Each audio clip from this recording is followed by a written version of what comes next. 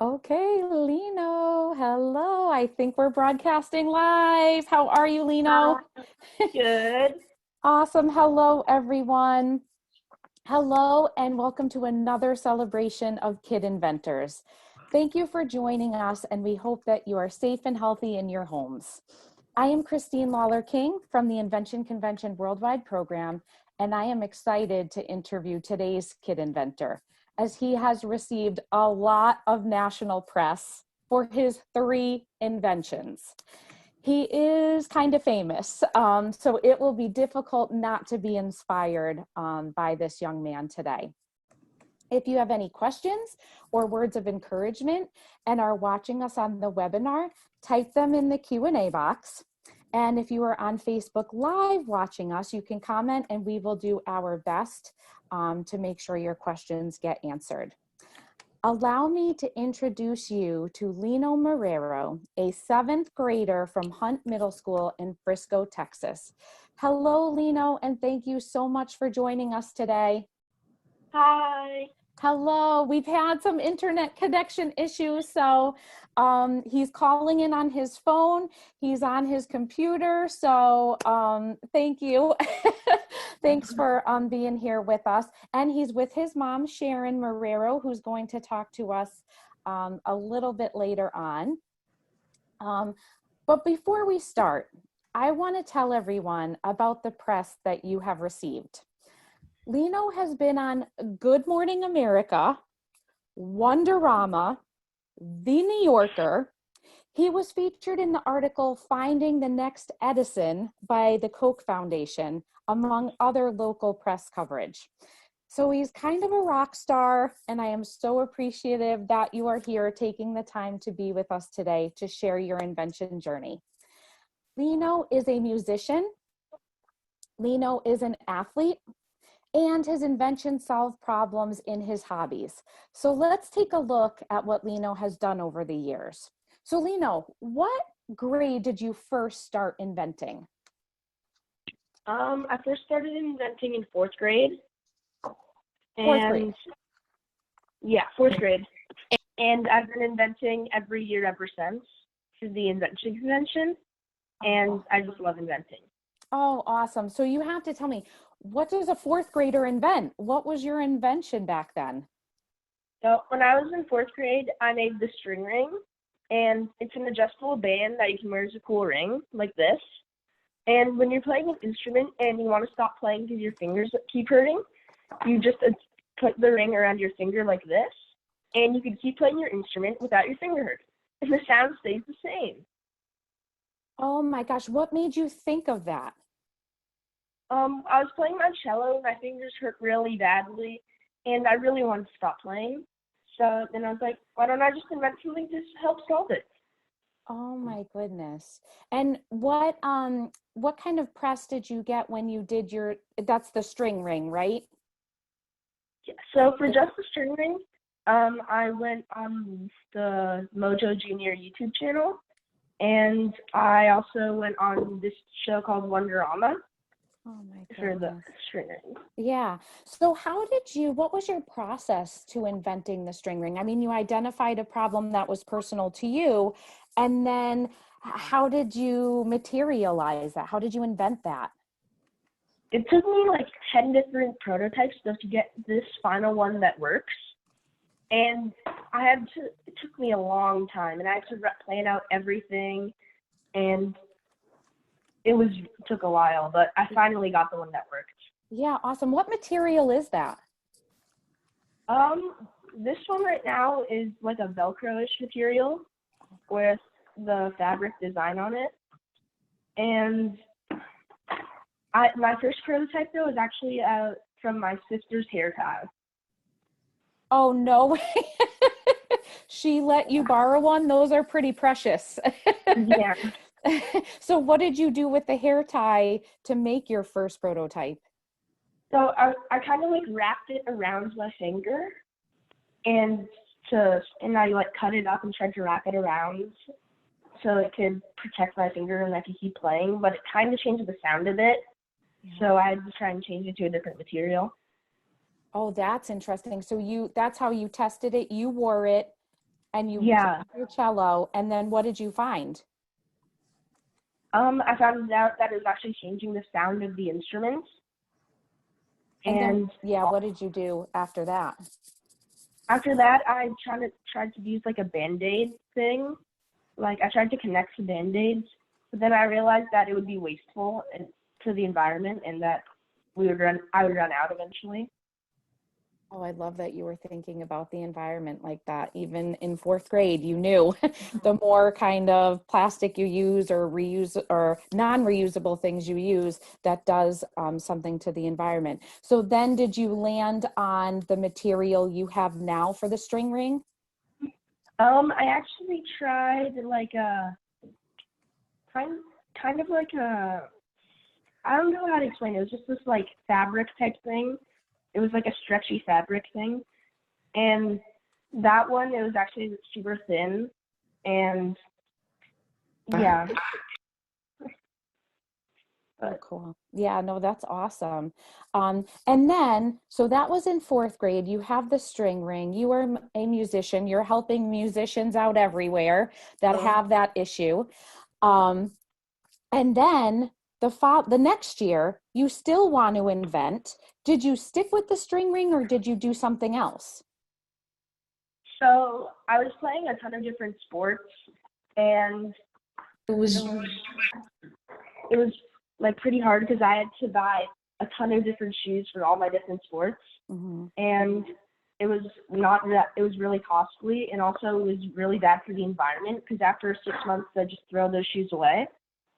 So then I thought about the sole solution where I could switch the sole on and off of the shoe, and you could switch it from one shoe to the next.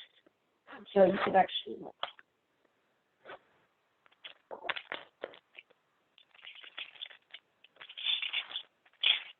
pull the sole off and then attach a new one.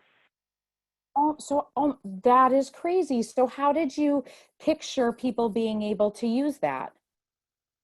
So I just thought because a lot of people, I asked my friends too, they play like multiple sports and they have to buy new shoes every season or new cleats or anything. And like even for soccer, I needed three different types of pairs of shoes. And so and I asked a lot of people and they all had the same issue as me. Wow. So you're an athlete, you want different, you need, I shouldn't say just want, you need different types of shoes. That's the problem you identified, and then you went to the solution.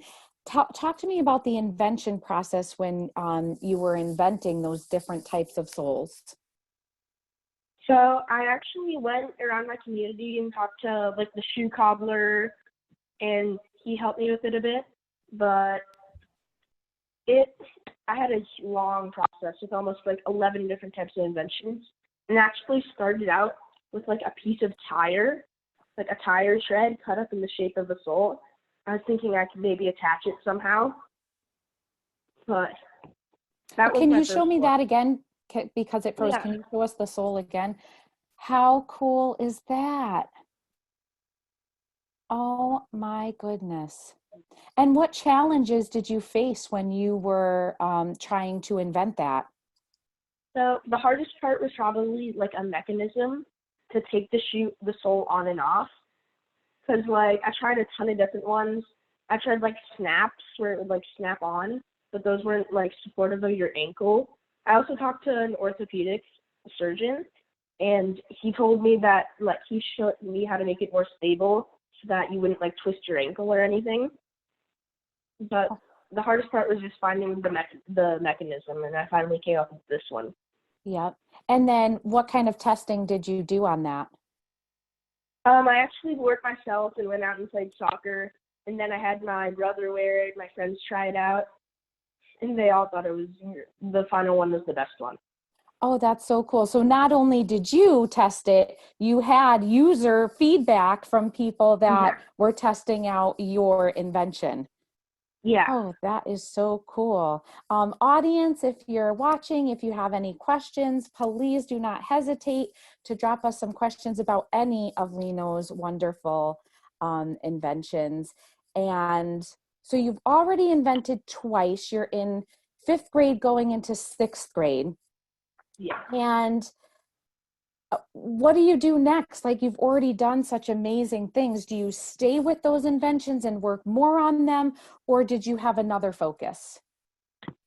I actually had another invention, Oh, and my newest one is called the Kinetic Kicks, and it's a shoe insert generator, or a human kinetic energy harvester, and it collects your wasted energy from walking, and you could use it to charge your phone. wait, what? We all need this. Okay, you have to tell. This is the Kinetic Kicks. Yeah, so it's like a shoe insert, so you put it in your shoe, and then when you step down, it collects the wasted energy from walking, and you could use it. It has a power cord right here, and you could use it to charge your phone. How did you even think of this? What sparked this type of thinking? So one minute I was in science class learning about renewable energy sources, and later in the day I was at the soccer field and my phone was dead, and I wasn't able to call my mom to tell her to come pick me up. And then I thought, what if I could use all the energy I just wasted on the soccer field and use it to charge my device? And that's how the Kinetic Kicks was born. Oh my goodness. Does it really work? Yeah, actually, I can show you right now. Oh, it does? Oh, we would love that. Yeah. So when you step down, all this energy goes into a capacitor, which is this little black thing right here. So all the energy goes into there. And then you could press this switch, and all the energy goes from the capacitor into this power bank. And then when you're ready, you can get your phone and you get the cord. You can plug it in, and now it's charging. Oh my goodness. Lino, that seems like such a complex invention. You've got to tell us about the process. How do you use your energy on the soccer field to charge, or your energy walking or what have you, to charge your cell phone? What was the process you used? Did you automatically know how to do this? So it actually took me a long time to find out how to make it like charge, because I knew I wanted to charge my phone by walking, but I didn't know how to charge my phone by walking. And so what I had to do is I went to the library, researched online, and found, like, it took me the longest time to find out which material I wanted to use to actually, like, make my invention out of. And once I got that, I had to make a circuit diagram, and after that, I could actually, like, put it together. Now, yeah, sorry, you mentioned that you started to think about the materials. Did you automatically go to a shoe? A shoe would help the charging, or was there other things in between making it a shoe, or that came before making it into a shoe? So actually, like, I had a ton of different things. I just wanted to charge energy, like, find a way to charge your phone constantly, like, without really, like, plugging into the wall. You could charge it where you're somewhere else, not, like, at your house. And so I have actually a diagram here I could show. Oh, great. First, I tried to make, like, a hand crank kind of thing. So whenever you cranked it, you would generate energy. And then, so the hand crank, right, whenever you cranked it down, it would generate energy. Yep. So then you could use it to charge your phone.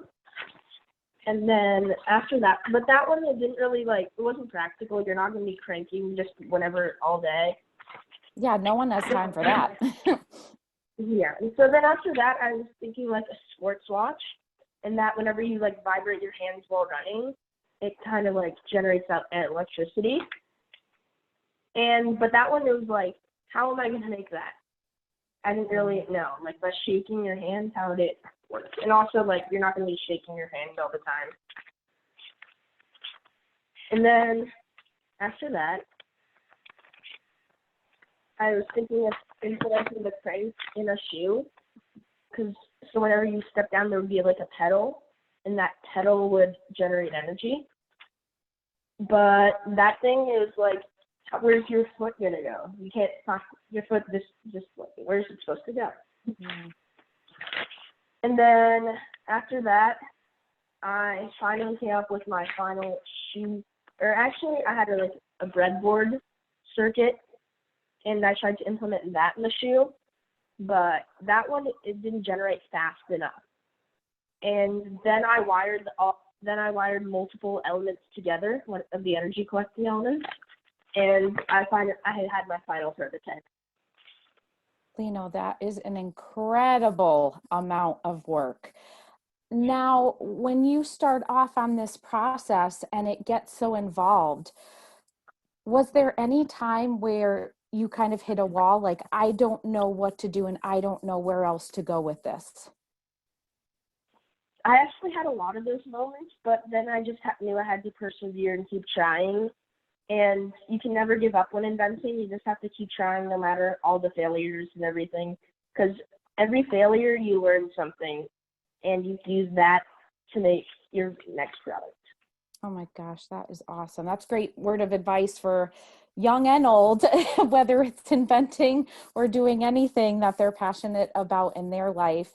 So we have a couple questions coming in. Have you done any research about your product versus the Kinetic Kicks versus what else is out there? Is this a unique invention? Is this kind of an improvement on something else that's already out there? Have you done that research or plan to? I have. That's like the first thing I did, because I want to know what's out there, and once I know what's out there, I can either build off of something or I can make my own. And there's nothing out there like what I made. And this is brand new. Nobody's ever made something like it before. Wow, that is impressive. It took a soccer player to figure that out, right? Yeah. That is awesome. I know people were very interested. They feel everyone is talking on my phone here, like, this is amazing. This is amazing. Can we buy this? Can we buy this? Is this already out here? Would you ever go for a patent, or are you thinking about doing a patent for this? I'm working on that, and I'm starting to make my patent. We're gonna talk to a lawyer or attorney, and we're gonna try and start making a patent soon. Yeah. Oh, that's awesome. Congratulations with that. That's super important to protect all of these ideas and the thinking that you've been able to do. When you were designing the Kinetic Kicks and doing your testing, did you determine how long it would take to walk to fully charge a phone? So I actually made an equation, and so I measured the amount of energy it would do each time I stepped. And I found out to charge your phone to 10%, it would take about 12 minutes of walking to charge your phone to 10%. But that's only with one foot. If you're only using one shoe, if you're using two shoes, you could charge your phone to 10% in 6 minutes of walking. So you have even done that testing? Yes, I have done that. That's and worked on it. Yeah, that's incredible. I've never even asked you that question. We've talked a bunch of times about your invention. I never even asked you that. So I'm glad that someone from the audience did. That is really impressive. So you've done testing, you've done your research to see what else is out there and how yours is different and unique. You've faced challenges. Tell me about one of the challenges you faced. When we talked before, there was this moment when you were trying to get an LED bulb lit through your circuit, okay? And you just kept trying this and it wasn't working. And then one day, 1 second, it worked. Tell me how that felt. What is that feeling when that LED bulb comes on for you? So I felt like I had actually discovered electricity. That's awesome. We use all this technology every day, but we don't know how it's made. And I was working every day on trying to get that one bulb lit. And it was at 11 o'clock when I finally lit it, and it was amazing. It was nothing I'd ever felt before. Oh, that is awesome. That's got to be an inspiration to keep going with it as well. Yeah. Yeah. Have you Did anyone help you along the way besides your family? We'll get to them later. Did anyone help you with Kinetic Kicks? How were you collaborating with people when inventing this? So I actually went to my robotics teacher at my school and I showed her my idea and she gave me some tips on circuits and stuff. And then I actually talked to an engineer at Toyota, Mr. Sharon Mata, and he lives in my neighborhood and we actually worked and it was good to bounce ideas off of him. Oh, that's awesome. That is so nice that you could go to that person and then they would help you with that. That is great.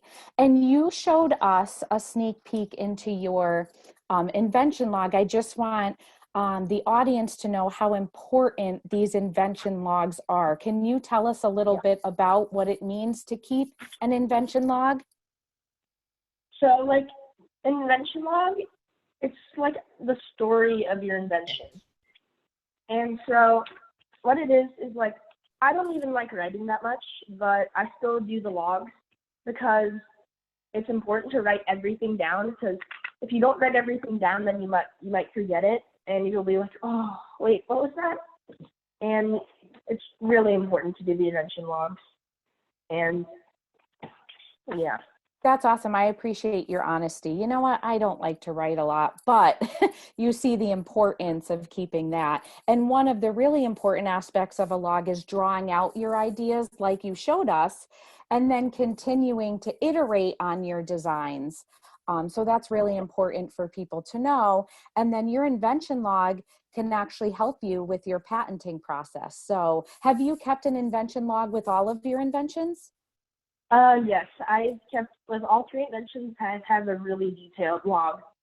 Oh, that's awesome, with lots of drawings of your ideas. Yeah. Oh, that's great.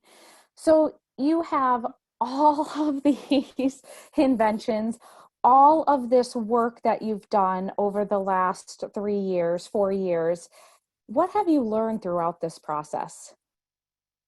The most important thing I've learned is probably to never give up. And even when you really want to give up and just like call it quits, you just can't give up. You have to keep going no matter what. And I remember in 6th grade, I used to say, try, fail, try. And then finally, when you succeed, it feels amazing. Oh my gosh, Lino, that is awesome.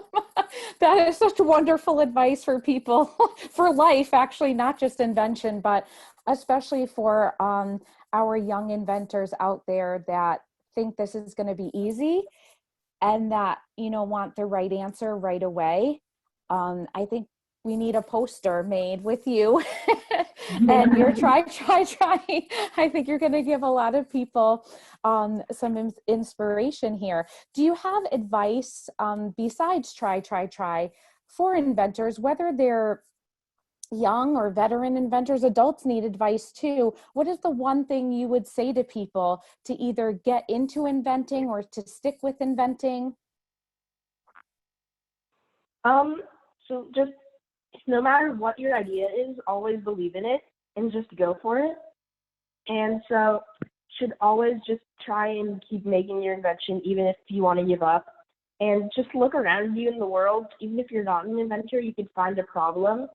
And if you just try and solve it, and even if it takes a while, eventually you'll get there and finish it. Oh, that's awesome. And let's talk about your family. You've been doing this for a while. You've had all of this work to do on 3 separate inventions. How supportive have they been in this? They've been super supportive, and they're my best fans and my biggest critics as well. And they help me with testing, and they help me just encouraging me, and sometimes they're giving me new ideas on how to improve on my inventions. It's important to get other people's input when making your inventions as well. Awesome. That is a great point. Invention cannot be done in a bubble, for sure. So let me talk to your mom, because I want to hear from the family side of this. Hello. Hello, Sharon. Thank you so much. We have got to talk to a family of an inventor, especially this 3-time inventor, 3 different inventions. tell us how families can be supportive of their inventors without doing everything for them. What have you been able to do to support your son? Wow, being the parent of a kid inventor has definitely been a roller coaster for us, and we've learned a lot along the way. Anytime Lino says, I have an idea, we all hold our breath and get a little bit nervous for sure, because we don't know what's going to come out of his mouth. And we know after the third time, we know it's going to be a lot of work and a lot of time. It's a little scary, but also exciting, because we know it's after three-time inventor, we know it's definitely worth it and priceless. The most important thing we've learned is that you can't invent in a vacuum. That's for sure, because there's only so much that parents can do to help, especially when they come up with a very complicated idea like Lino's latest one. We were like, you want a what? And we're like, definitely reach out to the community. We always start with the family and friends, and he always then moves on to school, community, teachers, but then take it a step further and go out into your town or city, and don't be scared to talk to strangers. Like for the soul solution, we went to a cobbler and we're like, Lino has a crazy idea. What do you think? Can you help us? And you'll find that strangers are actually, they get excited and they do want to help, and they participate in the process and in the celebration also. It's a funny story for the Kinetic Kicks, which was the most complicated one. Lino kept trying and failing and trying again and hitting different walls, but never giving up. And as a parent, we were like, we don't know what to do next. And I remember one of my new neighbors texted me with a question about soccer for her daughter, because our daughters are the same age.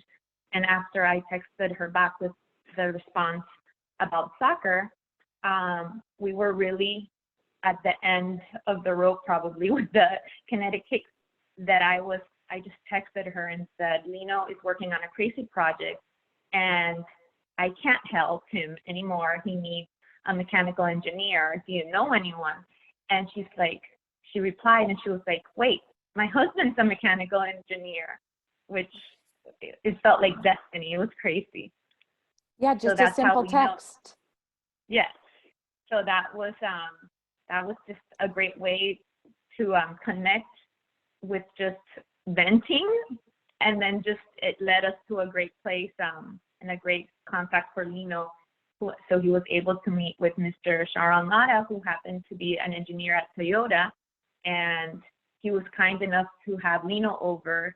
They sat at his dining room table and talked shop, and it was just amazing to see Lino talking with this kind person, and it's like they spoke the same language.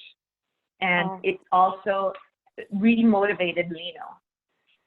So that was another great outcome from that meeting. You know, that's a great point, that when kids are put together with mentors that are outside of their family or outside of school, it's a different motivation. It's a different voice. It's actually like they hear it. Like moms can say things 100 times and they are not listening to us anymore. But here, this mechanical engineer from Toyota came and offered some new motivation to Lino. That's a great point for people to hear. That's awesome.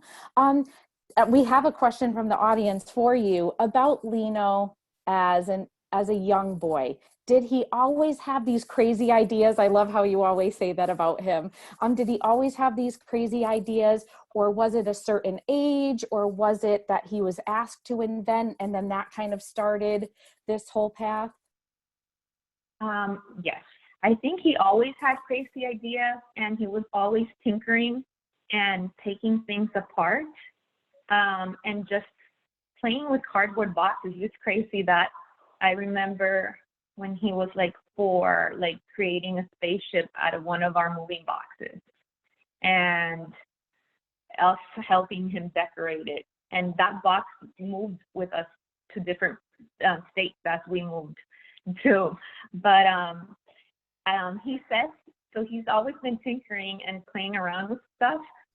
But I think his official, like his breakthrough and his official invention came in 4th grade through the Invention Convention.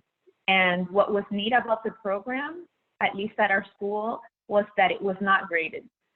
So it was optional to join, and so it was for fun, and it was not graded. So the pressure of having to turn something in for a grade was not there. So it was a great experience, and after that he took off. Oh, that is a great story. Thank you for sharing that, because it seems like he had it in him, but Invention Convention kind of gives him that platform then to go wild with all of his crazy ideas, where he might not have had that chance without Invention Convention or similar programs. Exactly. And also having the Invention Convention gave him a deadline. So like, start to work and give us something. It didn't have to be the final product, but it has to be something. And I feel like whether it's an adult trying to invent or a child, if you don't have a deadline, you lose steam. Yep, that's very true. Right, true for kids and adults for that matter. Oh, awesome. Well, thank you so much for sharing your story and his story.